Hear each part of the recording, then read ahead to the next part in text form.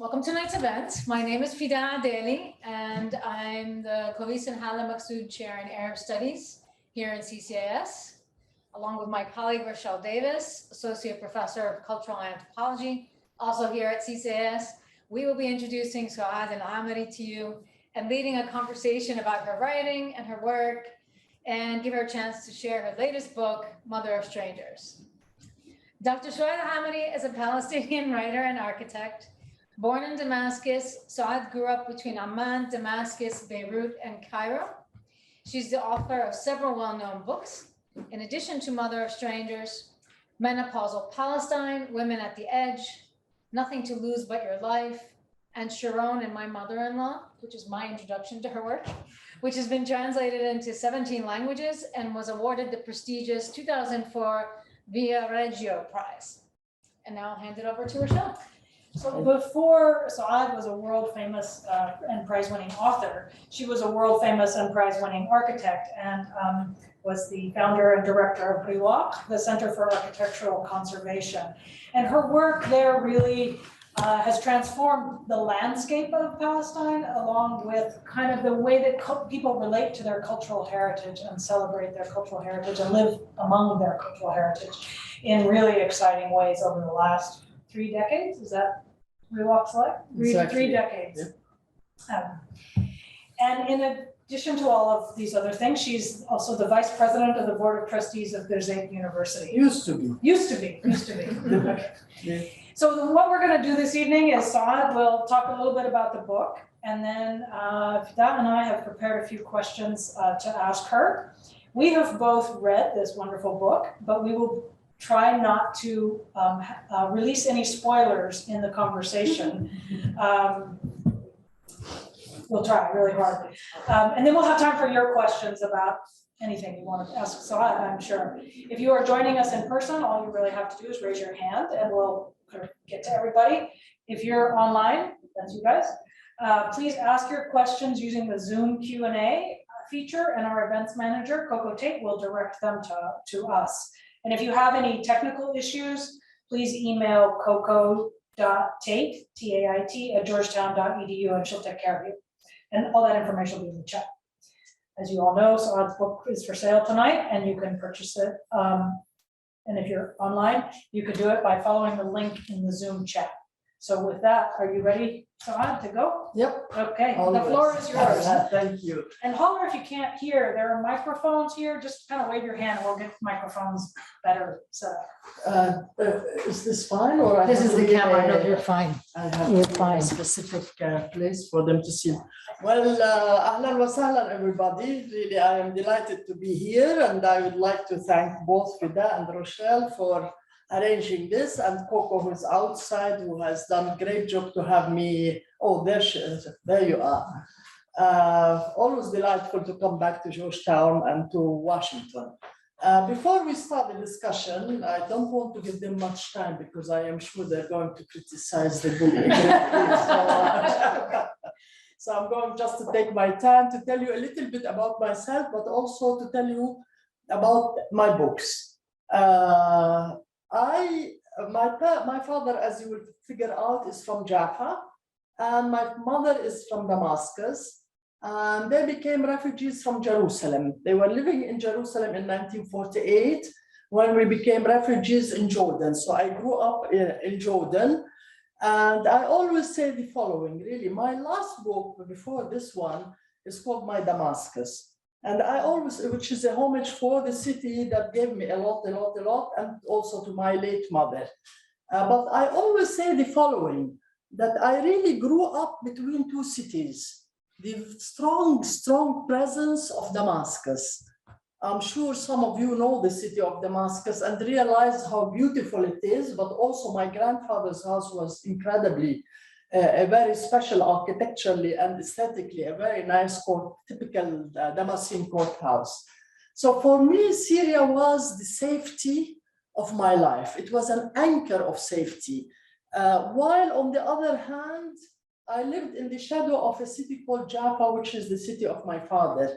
A city that was absent, a city that did not exist to me, a city that I had to imagine from a distance, not only to imagine my father's house, as my aunt Naimi and my father described it, as a little house close to the sea, with a courtyard, with a lemon tree. And my father and his mother lived upstairs, while my aunt, who was married, was with her kids, were downstairs. So here I was, a kid from Jordan. I had to imagine all of Jaffa, how it is, all of Palestine.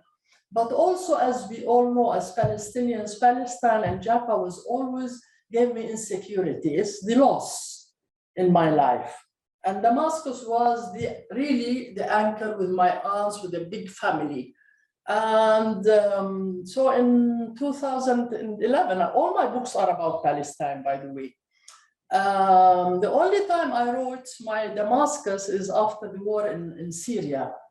After the war in Syria, I said, oh my God, you know, like you are doubly refugee, you are doubly dispossessed, you are doubly, and I was living in, I spent a lot of time in New York, but also in Europe. And I felt how people's attitude were towards the refugees, the Syrian refugees, in which they treated them as if they had no, hello there. Why are you late? Why am I late? Oh, don't tell me there was traffic. There was some traffic. So anyway, so really, it's incredible that we tend to write about things when we lose them. Loss plays a great deal in my life, whether it's Ruwaq, which is the Center for the Rehabilitation of Palestinian Cultural Heritage. Also, it was started by the number 420, which is the 420 villages that were destroyed by the Israelis between 1948 and 52. And Rochelle worked a lot on Jerusalem and on this subject.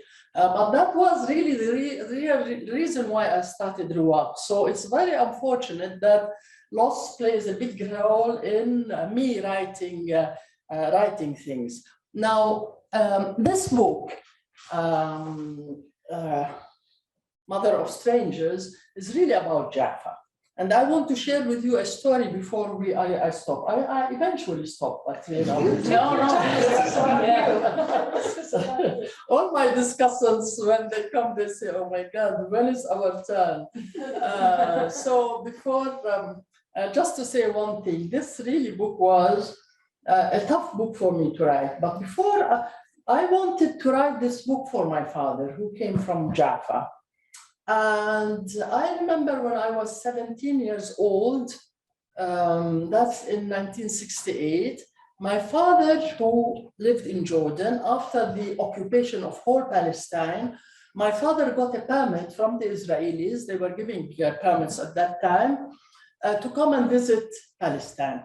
Of course, he arrived, and the first thing he does, he goes to his house in Jaffa, in Lajan, in Manshia, the same neighborhood of our Subhi.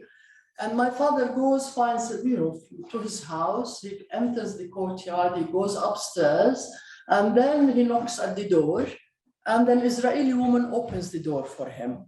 And then he introduces himself. He says, my name is Suad Amiry, and this is my house. And would you allow me to come and visit the house? But also I have my mother's photo in the bedroom. I would like to take it with me. And the Israeli woman felt very, very nervous. So she slammed the door. And before she did, she told him, if you don't go away, I'm going to call the police. And she closes the door. And my father is standing right in front of the door, not knowing what to do. Eventually, he came back to Amman. And it was the first time ever I see my father cry. And I was 17, and that moment really stayed with me. And when I came to Palestine in 1981, I wanted to go and visit the house, but I felt I wasn't ready to go visit the house. And those of you who know Ramallah to Jaffa today, it will take you maybe 40 minutes to get. It's not like we're talking about 35, 40 kilometers, not more. But never had the courage really to go and face that emotion that I saw how it affected my father. So I said, I'm not going to go through that experience. And many of us Palestinians, those of us who lost homes and have the opportunity to visit their homes, we have two ways. Either we avoid it completely. And I was one of those people who I just could not have the courage or the emotions to face the Israeli family that was living in my father's house. Or we have someone like Huda al-Imam in Jerusalem, some of you who know, and I wrote about her in Golda Slept Here, who goes every Saturday and gives the Israeli family a hard time. Every single Saturday, she gets arrested and thrown in prison and out of prison, and next Saturday she's there. So you have all sorts of types of people who deal with this trauma of losing your home. So anyway, 2018, I decided that I'm ready to face this.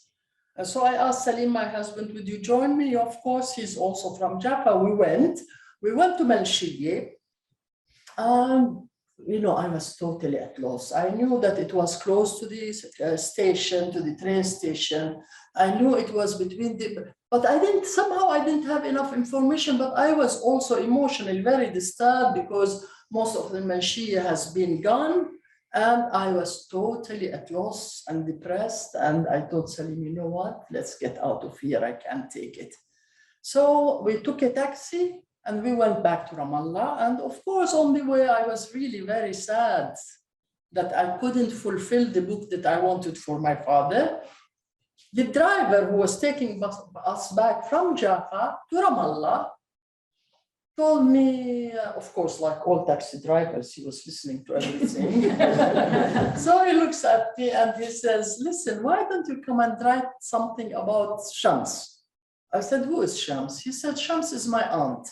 And he started telling me the story of his aunt who was 13 years old during the 1947-48 war, or Nakba. And so next day I went to Jaffa in a small little house, a very modest room with all grandchildren around her and her daughters. She has like 6, 7 daughters around her, and a very, very calm person. And so I sat there and I say, Shams, tell me something about your life. Tell me something about Shibula Baskot, Shibula Shkolata, Shibula, you know, she was just engaged about offering me things. And she sat there and she started telling me her story. And with the most peaceful person you can ever meet comes the most dramatic Greek tragedy out of her mouth.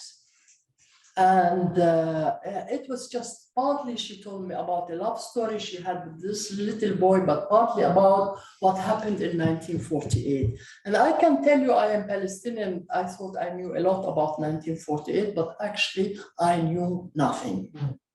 So that book, you know, at first I met Shams. She was 84. And then later on, I met Subhi, the main character of my novel. And he was 88. And he is a refugee. And he remembers, he described Jaffa to me as if he's living in it today. It was incredible. So between the two of them came this book. And here I stop. All right. Thank you.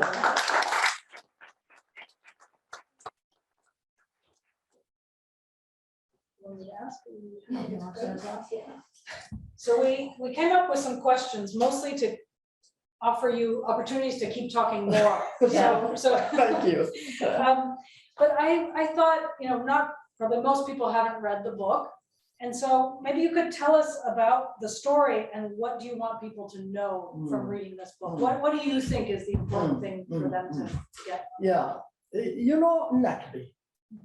I really think that if anybody wants to understand the Middle East today or Palestine, what happens in Palestine today and the Israeli occupation today and what they call the conflict. I hate to use this word because it's really not a conflict, it's just an occupation of something continuous. But I really think that historically, the Western world in particular, the people know nothing about what happened to the Palestinians as a result of the creation of the state of Israel. How is it that you're going to have a Jewish state in an Arab country and a pure Jewish state, I mean, exclusively Jewish state in an Arab country, and not looking at what happened to the people themselves. And I tell you, the tragedy is incredible. Even though I am Palestinian of a refugee family, I personally did not know the story of my family who left Palestine in 1948 from Jerusalem, because they were so traumatized that they did not share with us, even us. Don't know. I mean, when I wrote In Golda Slept Here, the story of my family, I knew nothing about it. Even when I asked my eldest sister, she told me, don't you remember the black dining room that has bullets in it?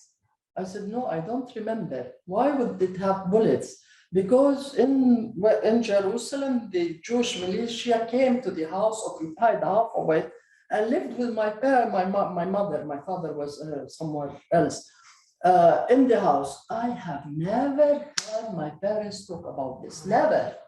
So not only the Western world does not know what happened in 1948, but many of us don't know the details. And also, I think we Palestinians are obsessed with the collective story and not the personal story. And I think the strength of personal stories is what we need to learn. And this is why I like when people read my books, come up with a name, with a story, with a real story, with, you know, who Shams is, what Subhi is. So for me, really, Nakba has to be flushed out. And we need to talk more about it also, so to become sort of normal. We may look normal to you, but we're not, you know. So we need to get this out, but also we need to get it out to the world to understand this. Because if you don't understand what happened to the Palestinians in 1948, because all the concentration is what happened to the Jews in Europe and what happened to the immigrants, the Jewish immigrants who came to Palestine, so there was a lot of sympathy historically, rightly so. There was a sympathy for that period, which we became the victims that nobody even noticed. Up till today, I mean, the Nakba continues. It's not like we're just looking at what. My question kind of follows up on that. I mean, I was really struck by the details as well, and how even though we kind of know in the abstract what happened, as someone who studied it and known it my whole life, it's always different to read about the details. And I was wondering about the particular format of fiction, like even though it's based on the lives of people that you met, why do you think this particular format is an important format to tell the story about what happened during Nakba? Why, you know, what do you think this format kind of adds to this? Yeah. You know, normally when I write books, even all my books, being an architect, I always draw sketches. It's like I'm constructing a play. So I always do little drawings here, this goes here, and this. I'm constructing the book as if I am building a house or making a design. However, this book is very different for me. This book, when I was writing it and I started wanting to construct it, for me, it was like a musical note. I made a parabola. I drew a parabola like this. And for me, the parabola was, okay, this part of it was Jaffa before 1948, which was given to me from Subhi. Because Subhi at that time, in 1947 to 1951, he was a young man of 15 to 17 years old who was fond. He was a mechanic, a very clever mechanic, and he was really fond of the city, but partly because he was in love with Shams and he wanted to experience, imagine himself with Shams in Jaffa. So he had that vivid. So the first half of it is really about how Jaffa was a vivacious city. It was a rich city with a lot of olive groves, with a lot of Jaffa in the 48, 47, 30 million boxes of oranges. I mean, it was really a most cosmopolitan city in the area that has different ethnic groups, different religions, and also it was called Al-Gharib. the mother of strangers. That's why the book is called Mother of Strangers. It welcomed people from the outside. So the climax of it was the love story between both of them in Mawsam al-Nabi Musa, when he was making, he was expressing his love by making kites. Hi, Zena. Hey, Penny. Sorry, without the mask. I was wondering, Zena said she was not coming, so I was about to ask her what happened, why did you come? Anyway, so the climax of the book for me is this expression of love from Subhi to his Shams by making kites. He was very good in making kites. So we see a full sky of colorful sky with all. And then the second part is about what happened after 1948. And that part was told by Shams. I mean, Shams really had a very, very unfortunate experience during. So it was basically them that sort of, he concentrated about his love to Shams, and she concentrated about her life, what happened to her during 1948. So that came the format. I don't know if I answered your question. If not, I can repeat. No. So do you consider this a work of fiction still, or a mix of things? I think this one is different because most of my other books were based on short stories, even if they had a theme. Yeah. Like in Murad or Golda Slept Here, all the stories were about Jerusalem, about losing your home. In this one, I think I did two things. One is really thought of the form of a novel. With main characters to develop the characters and have minor characters. The place is extremely important for me, and the time, what happens. So I think I spent more time. I could say that in most of my other books, I would write the first draft, send to the publisher. Then some of my friends told us, first of all, you don't need to give us a book every 2 years. Slow down a little bit. And second, for God's sake, read your book before you send it to the publisher. I really have difficulty normally editing my own work, so I send it. But in this one, I made an effort. I stopped when I finished it, and then I took a break of a month or two, and then I came back to it and reworked it. And also my Italian. So this book, I think, had more effort from my side than any other book, I would say. Yeah. Nice. Let me come back to your parabola of the story design, because I want to ask you, so the first part of the book really seems like a kind of a coming of age story for an adolescent young man who wants to marry and become an adult in society. And he really, he's showing off his newly acquired English suit as he, walks about town and is finding success in his work and exploring sort of sexual relations and all that a sort of a big city offers. And then the second part of the book is about coping with the loss. I mean, as you described, of the Nakba, of families' lives, Jaffa, and everything that happened in that period. So, as an author, how did you approach writing these two stories? Did you tell them? I mean, is that how you wrote it from sort of beginning to end, or did you write one and then write the other, or what? Okay, as I said, normally I make sketches. I try to see where the different blocks go. But I also felt really that, in a way, Subhi was my father. Because my father was that age. My father went to study at the American University of Beirut when he was 17. And then he went to jobs here in Jordan and what have you. So my father's relation to Jaffa was a young man. So when I met Subhi and he was describing to me, the cafes, the cinemas, Kulthum going there, it resonated with me as if I was hearing my father describing the city that he knew. They were almost the same age. And of course, I won't spoil the book for you because the title in Italian and in Arabic is called The English Suit and the Jewish Cow. But in America, they had a little problem with the Jewish cow, so we had. But the book really concentrates on two stories, and Subhi, you know, because he's a good mechanic, he acquires this suit, and I mean, he was so delighted to have his suit that he just like the whole book was. Constructed. I mean, the nice thing about this book is Subhi's grandchild told me, go and ask Jiddo to tell you the story of the suit.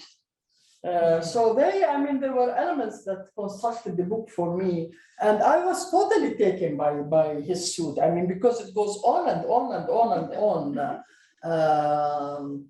So in a way, when I met him, he talked about the beauty of. When I met her, she was of course traumatized by the whole thing.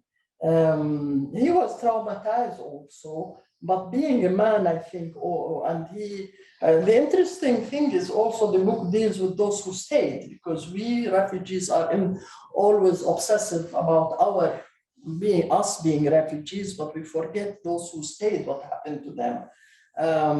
So they somehow made the book. I mean, I couldn't have put her a lot in the first part because it was Jaffa and she's from Salima, a little village, and her presence at Jaffa was very minor, except. So I think they're the ones who gave me the structure of the book in a way.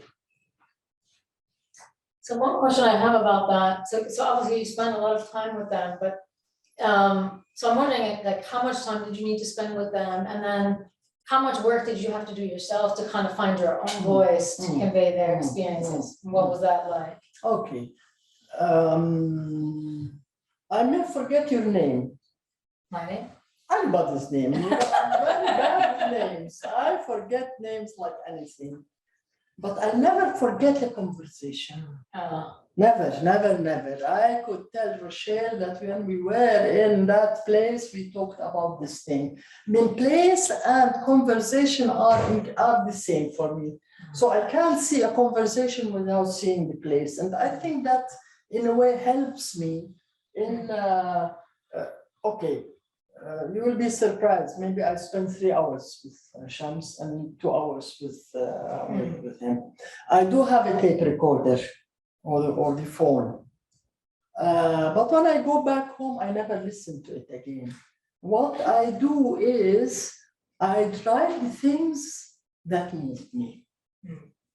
Because I mean, here is Shams narrating her story, and here I am sitting and weeping.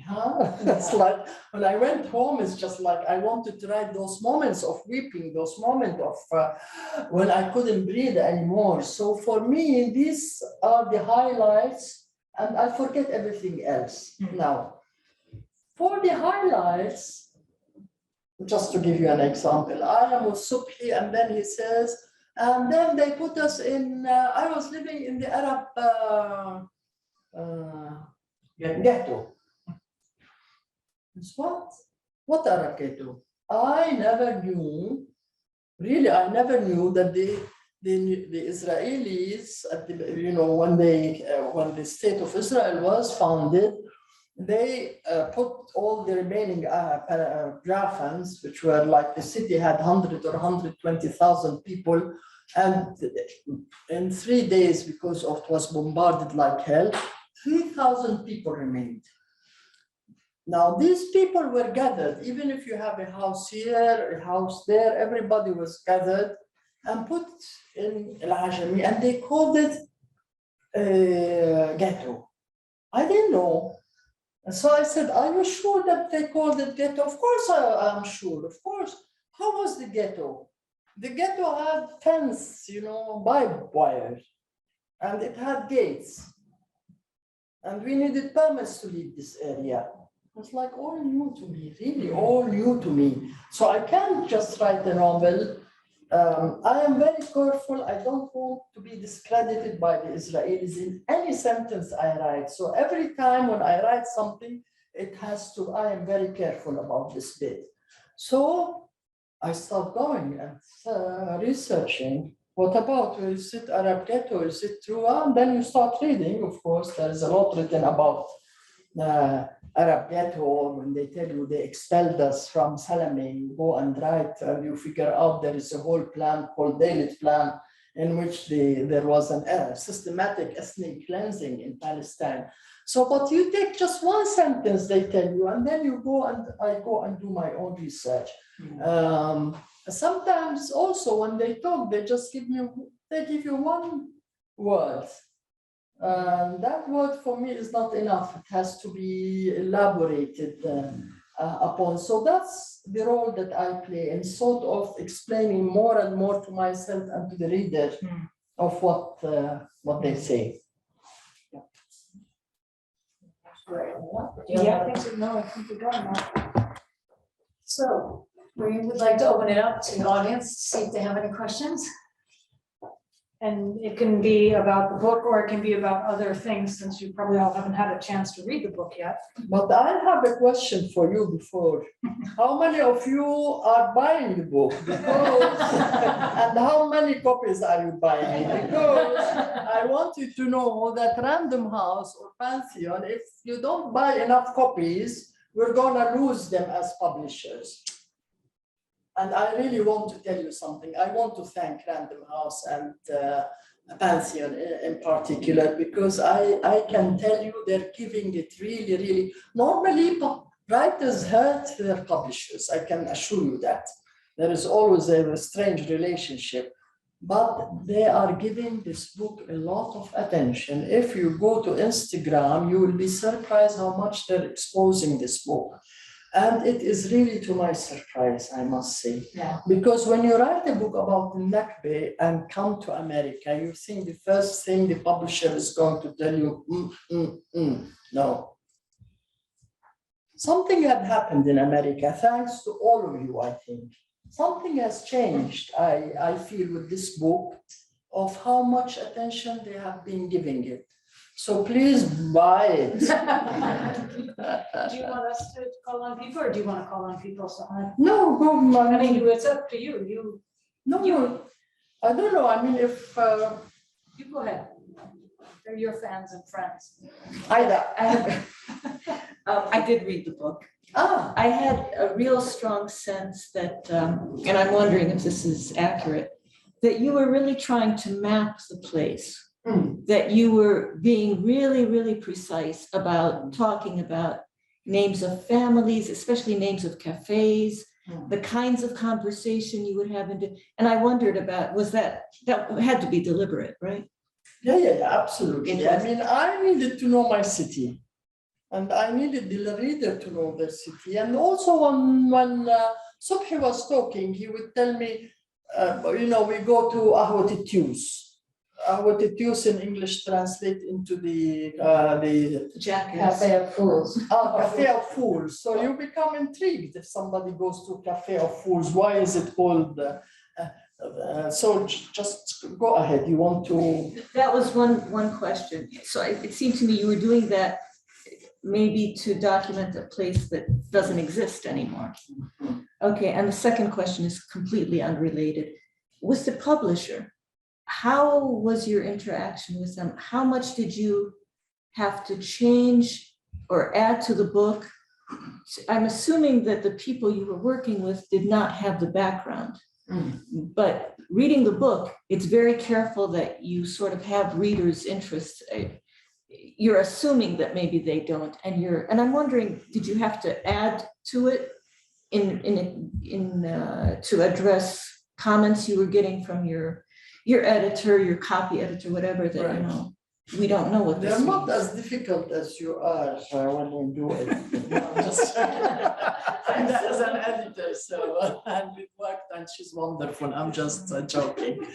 Okay, the first one. Actually, it's the first comment I got from a woman who read this book. The first comment I ever got was, thank you so much. I now know Jaffa by streets, by cafes, by places, by neighborhoods. And I must say that my architectural background helps me in that.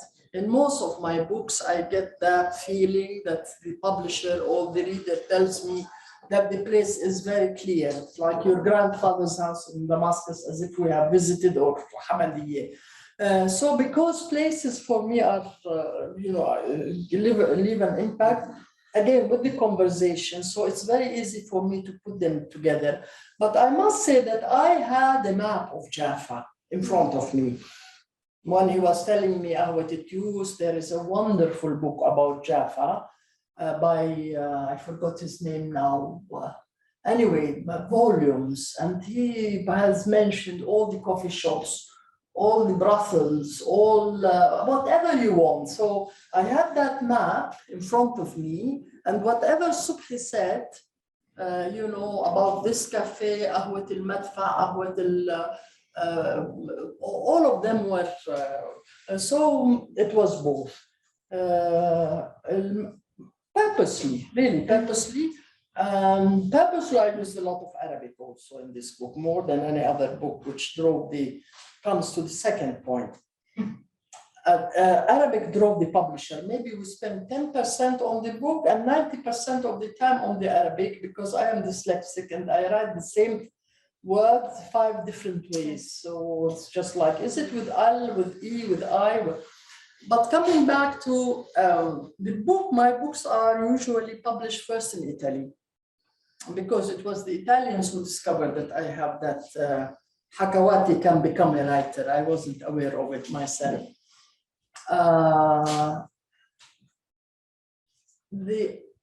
The Italians worked with me about the ending. I had a different ending, and they told me, try to come up with something different.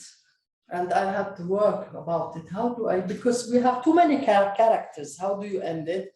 And then it came to my mind, I want to end it that the way they end movies for us. You know, when you look at the documentary, then they tell me, Aida went to America, Danan, I don't know what, and Amy happened to this. Anyway, so that they helped me with. As I mentioned, when it comes, of course, when I came to the American publisher, I was afraid that there will be a political, nothing, zero. Not a single word, not a single statement was required or changed, except for the title, as I told you. Because both the Arabic and the Italian has this English suit and the Jewish cow. Here it was a little bit more sensitive, but other than that, not much editing. Of course, editing to my English. Sometimes the expression, because it sounds, when I write English, it sounds Arabic, so they Englishize it for me. But the content really was not touched. Did you write it in English? Yeah, I wrote it in English. And the second question always comes, why do you write in English? What if you write in English? Yes, exactly. I write in English because I became a writer by pure accident, you know.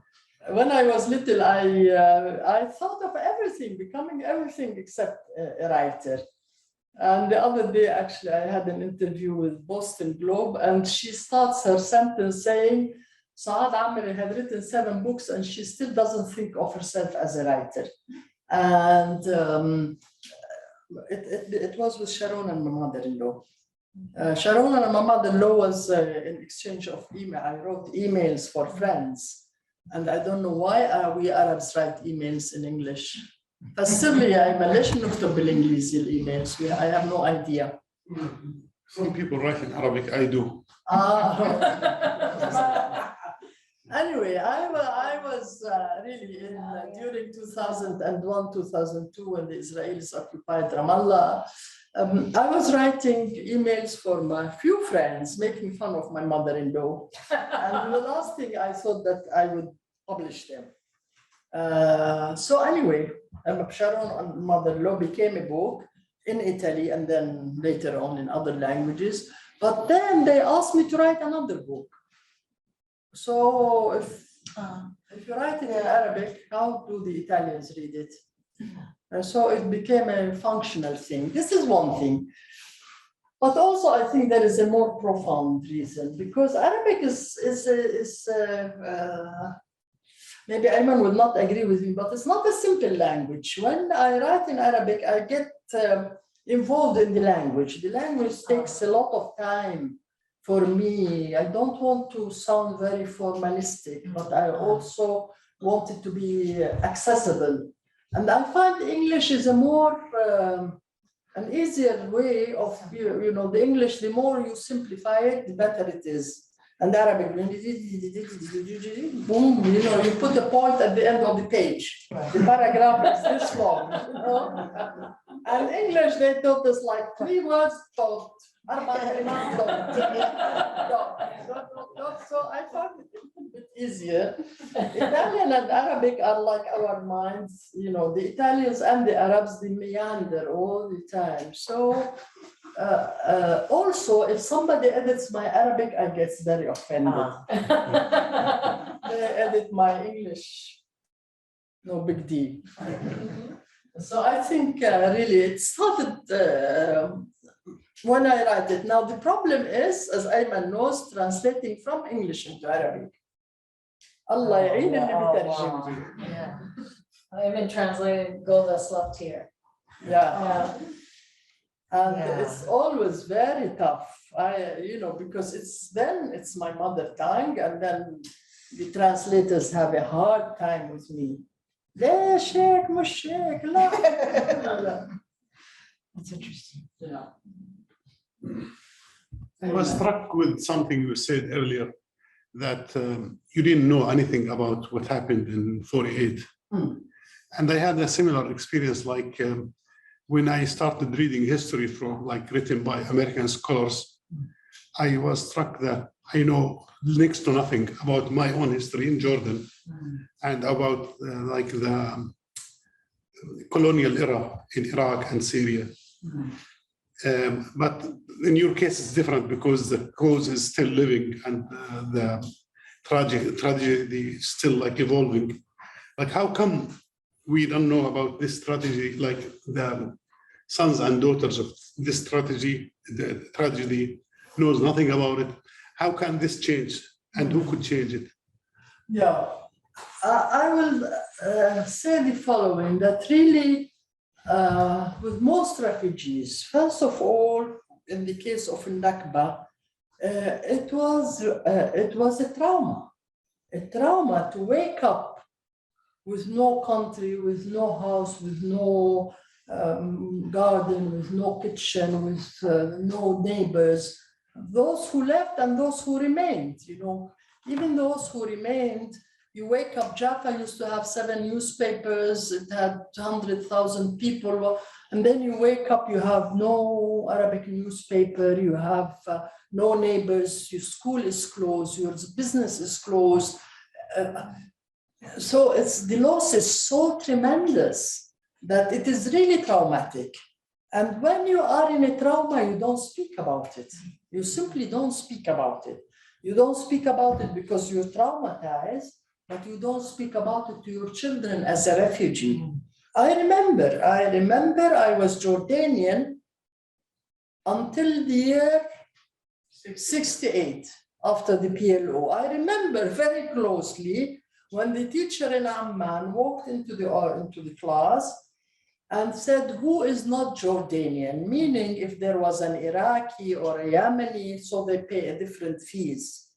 So I stood up and being told, and the teacher is Palestinian, she understood. So I sat down again. But I was 17 when I declared that I am Palestinian. So there is also this, because our parents want to assimilate themselves. You know it in America also, the kids don't want to speak Arabic, they want to speak English, and they want to assimilate. So the parents were very wanting to assimilate. My father wanted to be part of Jordan and argue, you know. So it's the behavior of all refugees where they don't want to expose their kids to this trauma. And they also want them to be part of whatever society in Syria, in America, in Jordan, and what have you. That's why I think. Now, the second generation is different. When there is a distance with the trauma, then things change. Like if you find now third generation Palestinians, they're all about, no, we're not Americans, we're Palestinians. So you need this distance of being away from the trauma, I think.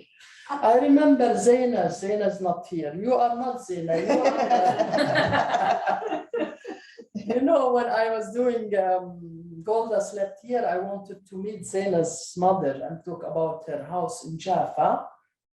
And she must have been in her 80s when I met her. So I told her, can I come tomorrow and talk to you about Jaffa, how you left Jaffa and the house? And she told me yes. Next morning, I was about to arrive at 10. Zaina calls me at 8 in the morning. And she says, Saad, please don't come. I told her, why? What happened? Of course, I understood, but I wanted to. She told me my mother did not sleep all night long. She can't take it. She was crying and she said, why did I say I am not ready to talk about it.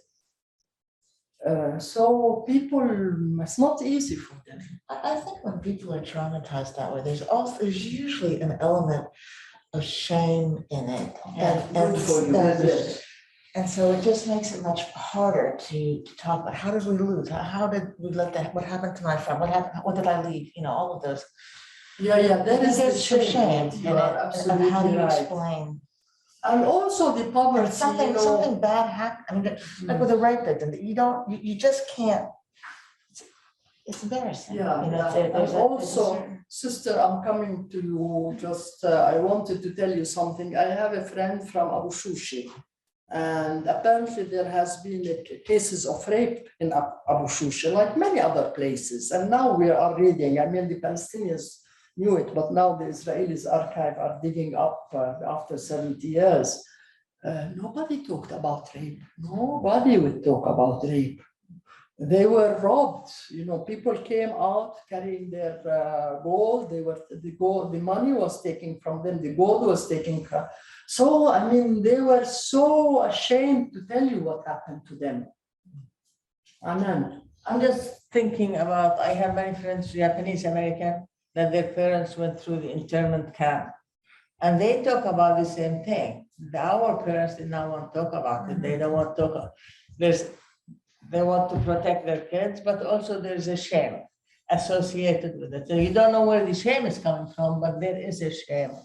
So I think Palestinians are the same. They don't want to talk. I mean, you talk about it, you get pain. It's a painful experience. You don't want your children to be insecure, and you are ashamed. You lost your country. Anytime there's a humiliation, anytime somebody You are feels defeated. I mean, humiliated. there's a sense of defeat. You were defeated in this conflict, whether it was fair, equal, not equal, I don't think it's a chance ever from the day one till today have a chance to quote unquote defeat Israelis. But you feel defeated. You know, you lost your country. So I'm not, you know, it's normal not to talk about it. I'm really struck by one of the things you said, and then I'll shut up. You know, you said that until you hear the individual stories, you really can't understand the history. That we have become sort of obsessed with what happened to us as a people. But and it reminds me of something Ta-Nehisi Coates wrote about slavery, that until you hear the story of, you know, the woman who was raped in front of her daughter, you can't really appreciate what that must have felt like. And until you can understand what it must have felt like on an individual basis, it's very difficult to understand, you know, how you know, what really happened. You can't really appreciate what happened and why we are the way we are now, that even though I'm so far removed, I'm still so involved because the you know, when history is linked to emotion, it stays in the memory so much longer. And Right. anyway, so I love that you wrote this book. I think that's exactly, it's wonderful to have that part of the history Yeah. there. 'Cause it's- I just want to say that's why I think Palestinians went into repeating their collective story rather than personal Yeah. story.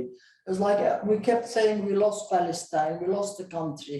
For me, it's more powerful is when you lose your home, your bedroom, your kitchen, your school, your work, your field, your nursery. I mean, this is where you become, you know, the human aspect of it. I lost a country. What does it mean to lose a country? I mean, it's such an abstract concept to lose a country. But we concentrated about losing Palestine, about Palestine being occupied. But I always talk about how Palestine occupied us. I mean, if I need therapy, I need therapy from Palestine occupying me. I mean, I wish I could forget that I am Palestinian for a second. So there is this running away to the collective, because I think the collective doesn't have all of these emotions, but we need to tell our stories. And I think that the Zionists realize the power of the personal story. That's why they keep talking about the personal story. They make a film about a painting that was lost in somebody's house. And for me, it's, I remember Anan, my sister, I don't want to reveal your age, but in 1948, they had two little dogs, right? And all she talked about is, Lulu Murjan. Lulu Murjan, you know? She kept saying, Lulu Murjan, when Murjan? Well, for me, this is the story, really. Is a little kid who's missing the two dogs that we had, or the sheep that used to يخاف منك, and she used to be scared of the sheep, that she would say that he is scared from me. She's not the other way around. But for me, this is the human tragedy, is a little kid who's missing the two dogs they had, and then my mom had to take them and put them in Damascus and come back. And the loss, sitting in front of the door waiting for her mom. This is what the 48 is all about. And I think we missed the point. We make Palestine as if it has no names, no stories, no faces. And that's why I think the power of an individual story is incredible. I think we have some questions online because I saw Coco's hand, yeah. Oh, We do have 2 questions from the online audience. I'll go ahead and start with this one. ask them why aren't they here? Sorry, no.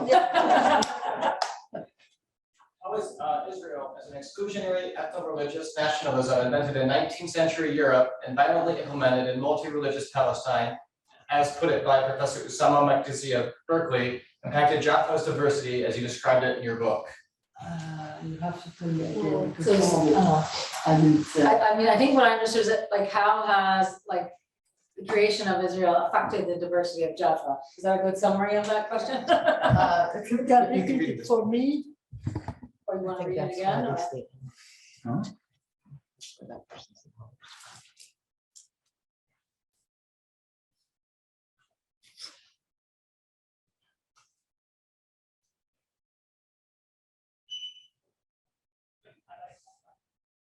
Yep.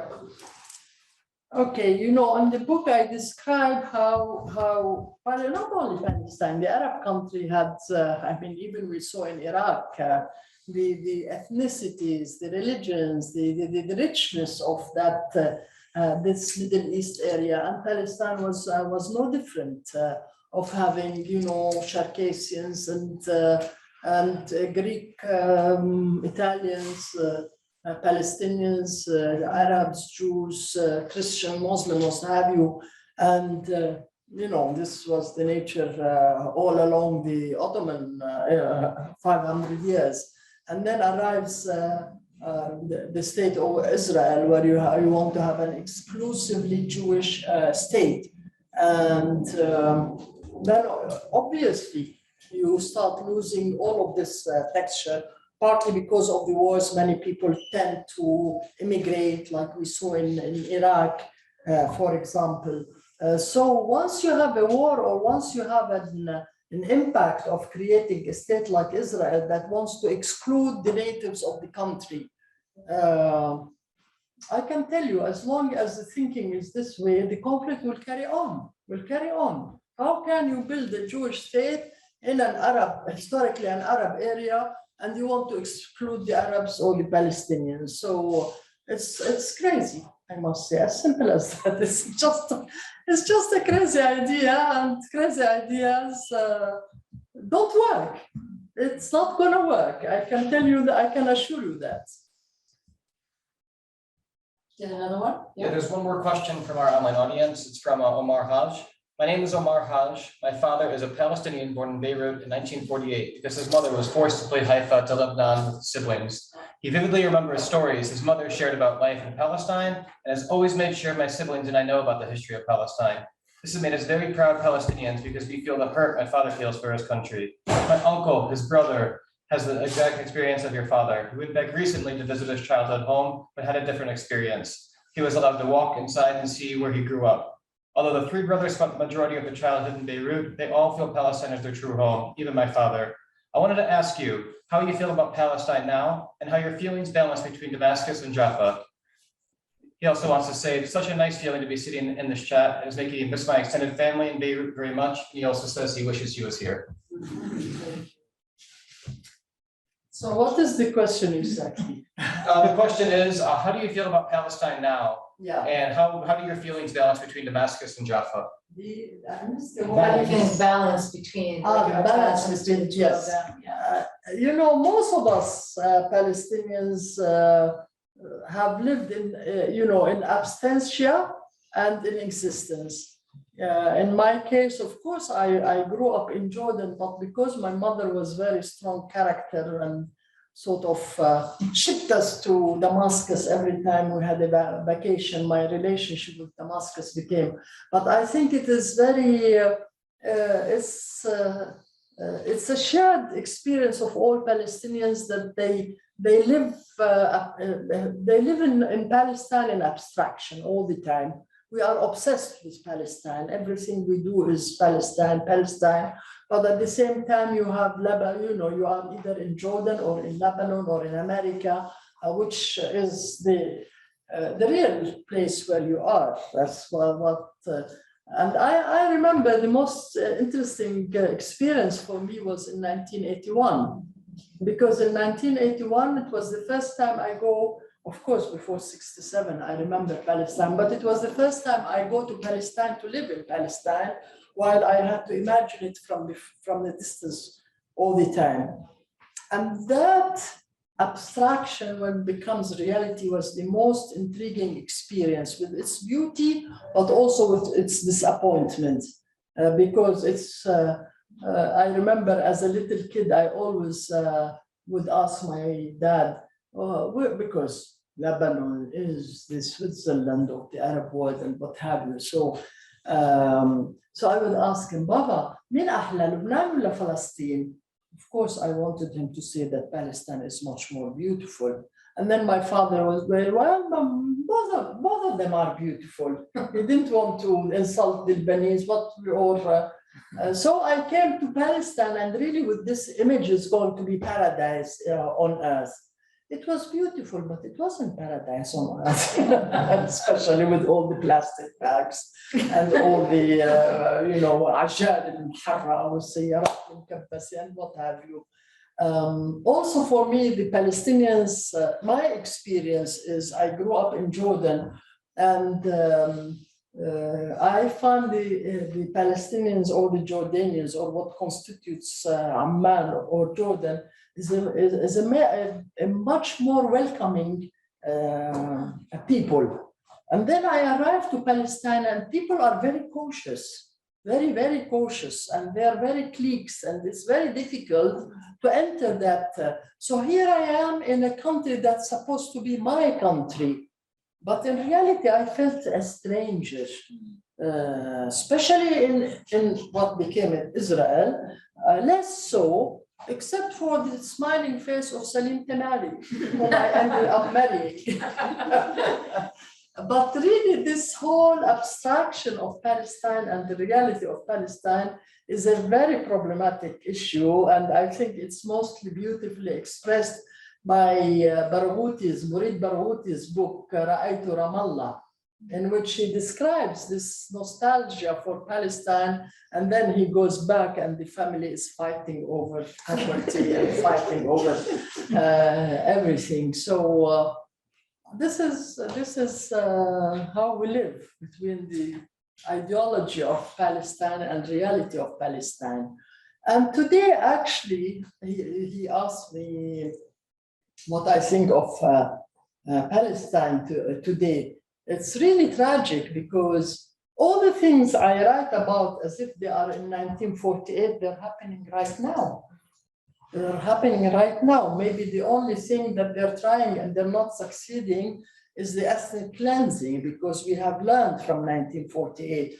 But everything else is the same. I mean, every day they take the land, every day they push people aside. If they can do ethnic cleansing with the Bedouins, they're doing it. If they can do ethnic cleansing with the people who are living in Area C, they are doing it. The aggressiveness of the settlers is just beyond me, you know. So the sad thing is that, you know, we write about 1948. There was a point where I didn't understand my parents, but now I see it in front of our eyes, how the settlers are taking our land. And unfortunately, whatever we do is wrong. If we fight back with the rocket, it's wrong. If we fight back with a stone, it's wrong. If we criticize Israel, it's wrong. We are anti-Semitic. So it's not clear to me, how are we supposed to resist? You know, all people who resisted occupations in the world are heroes, except for the Palestinians. They are terrorists when they resist. You know, this is our problem also with the West. It's like we are not permitted to stop that aggression against us. Whatever we do, we are accused of doing the wrong thing. And I do that conversation in the cafe in Jaffa. Yeah. You know, the discussion they were having, there are the discussions we are having. Is it correct? Is it good to throw a stone? Is it good to use armed struggle? Is it good to do peaceful? And Israel punished most the people who made peace with it. You know, Amy. I want to follow up on your question of how do we resist? And I want to say that books like this book itself, for those of us who are fighting against Zionist policies in this country, against Zionism in this country, is a form of resistance that we can use, because it's a human story, number one. I would give this book to anyone to read, not just my students. I would give it to people in synagogues. I would give it to you know, people afraid to face the issue. So I want to thank you for this gift for the resistance that we are trying to wage in this country. The other thing I want to ask you a question that has three parts. One is, as I read the book, it struck me that it's post-genre, which is who you are. And I mean, I think one day there will be a name for this genre that will come out of this book. Wow. And we're not there yet, but it's so new and different. So maybe you can start thinking about what that name is. But the three things I want to ask you to talk about are: one, your use of humor in this book is fierce and important.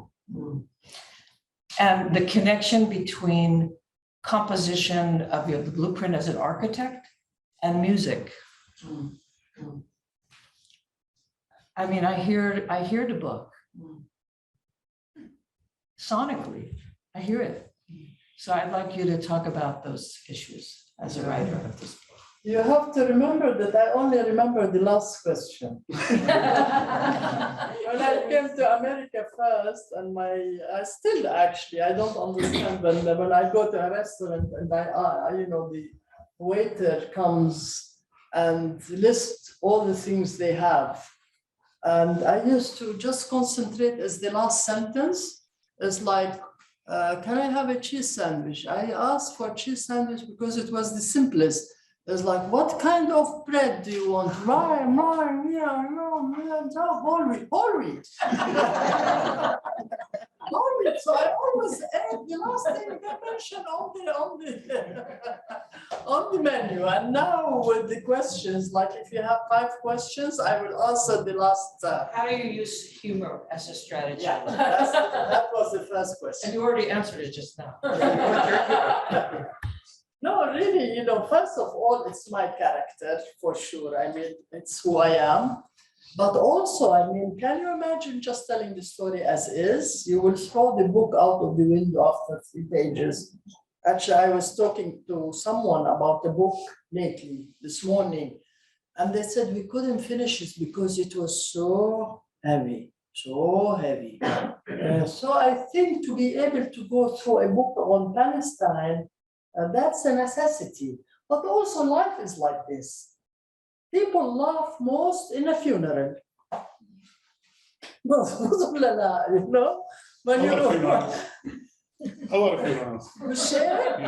it's your mother's funeral or your father's funeral, or I mean, people start laughing.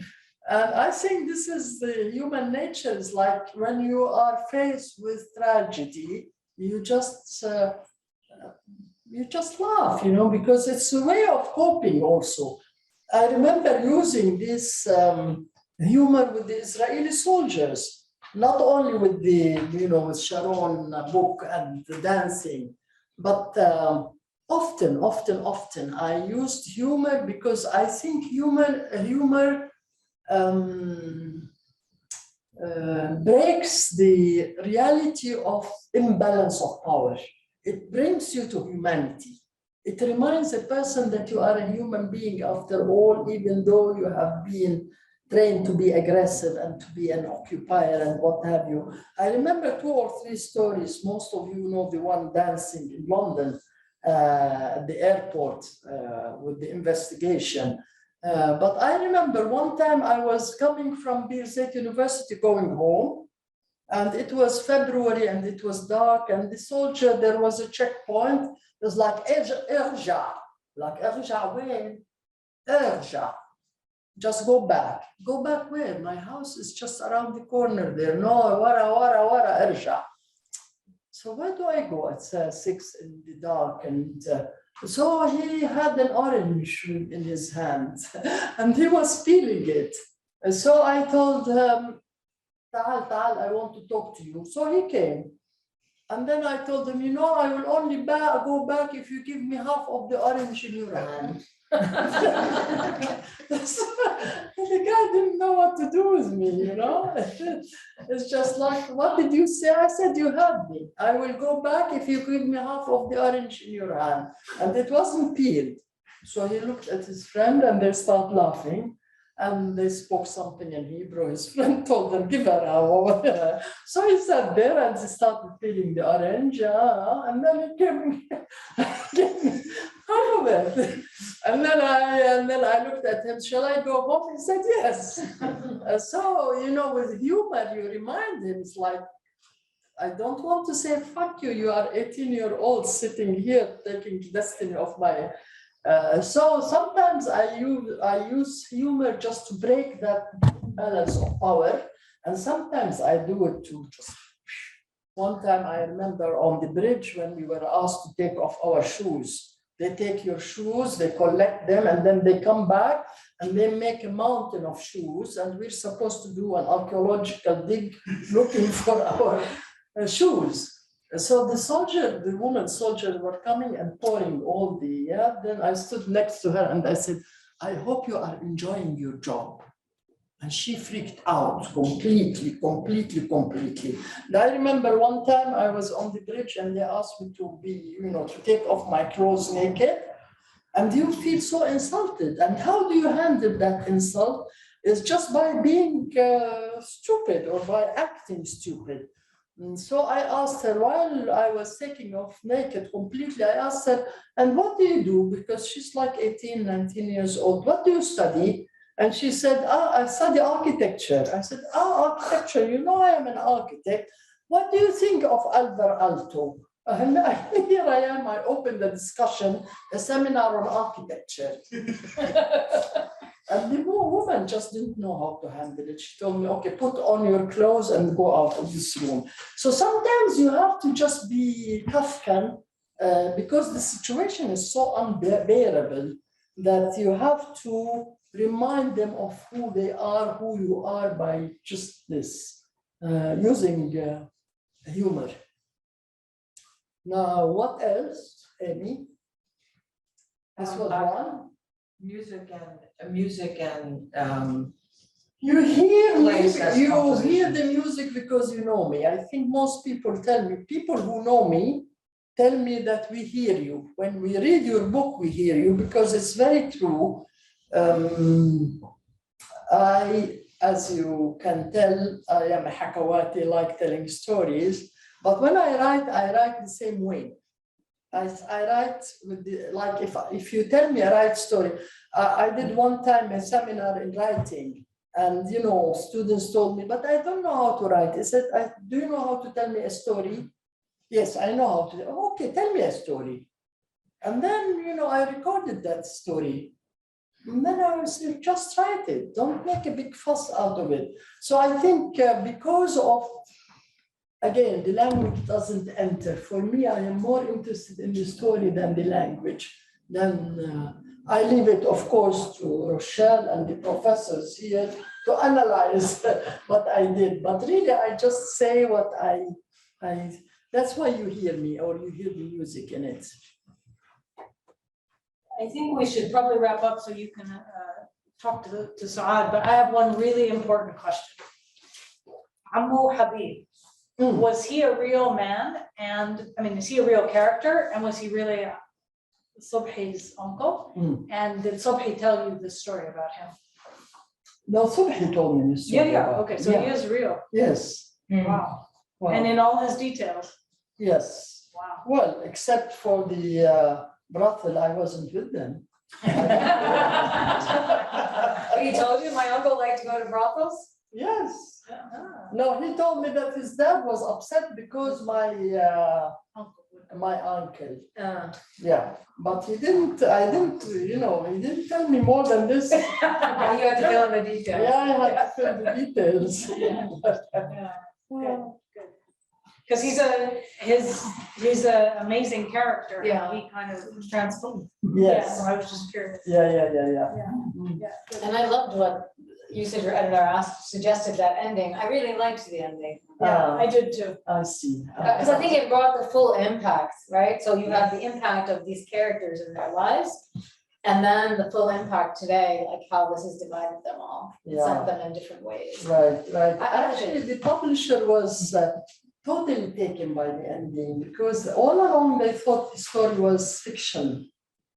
Because I don't reveal at the beginning, I just tell the story, and then at the end to discover that this was all for real, they were just like, oh my God. Yeah. Well, thanks to Yeah, the thank person. you.